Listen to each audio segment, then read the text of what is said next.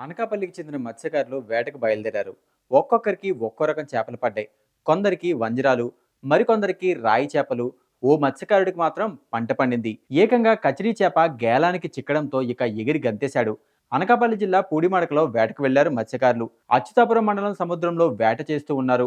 పూడిమడక మత్స్యకారులు వంజరం, రాయి చేపలు పడ్డాయి. కానీ జాలరి పాలానికి చెందిన మత్స్యకారునికి మాత్రం కచిడీ చేప చిక్కింది.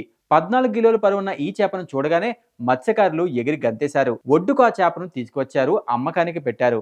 విషయం తెలుసుకున్న కొంతమంది వ్యాపారులు ఆ చేపలను కొనేందుకు పోటీ పడ్డారు. చివరకు ఈ చేపను ఒకరు 28,000కు కొనుగోలు చేసినట్లు చెబుతున్నారు మత్స్యకారులు. దీనికోసం చాలా మంది పోటీ పడ్డారని కూడా తెలిపారు. కచిడీ చేపలు బంగారు వర్ణంలో ఉంటాయి, చూసేందుకు ఆకట్టుకుంటాయి.